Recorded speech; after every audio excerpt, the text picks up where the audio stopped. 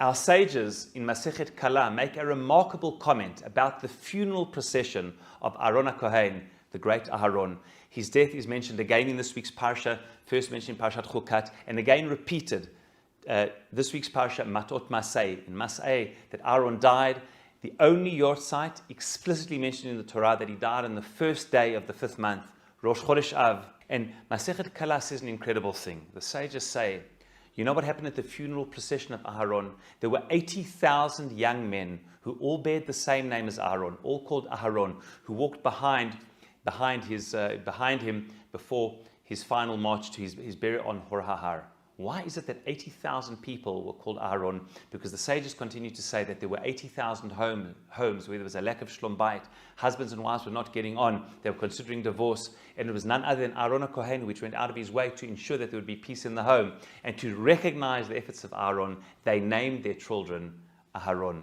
This, above everything, is the legacy of Aharon. As Hillel says in Pirkei Avot, as we know, Hevei mi talmidav shel Aharon, we should all strive to be students, spiritual students of Aharon. And what was his legacy? Ohev shalom, v'rodev shalom, as it says in Tehillim 34.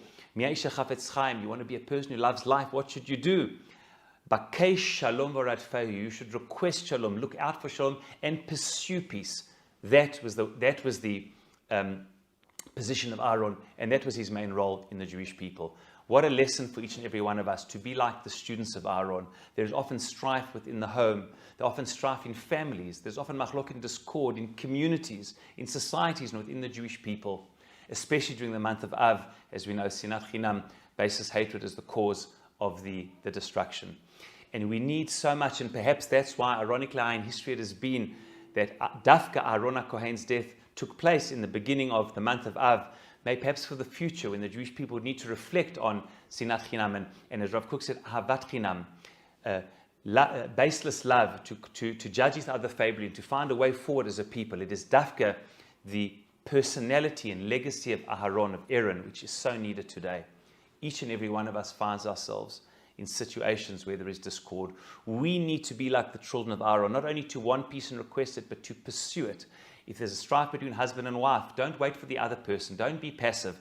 Pursue peace. You be the one to give in. You be the one not to be right, but to be smart. You be the person of peace to take that first step and to bring husband and wife together. You be the one in the family, whether it's with children, whether it's with discord amongst the broader families. Yes, it could be that other people should do it. And why are you always the peacemaker? We are always the ones that each and every individual should be the peacemaker, because that is the legacy of Aharon, and that is what remains with us today. And especially today within Jewish society in general and beyond, there's so much discord, so much political discord, so much religious discord as well.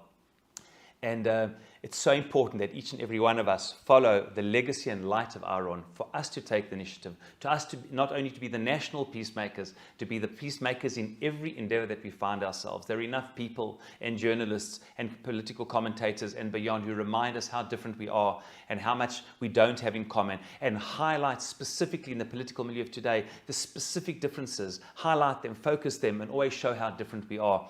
Our role today, each and every one of us, is to be those peacemakers like Aharon, following that legacy, and wherever we find ourselves, to pursue peace, to be the one that, despite the differences, finds a way to bring each and every one of us closer together.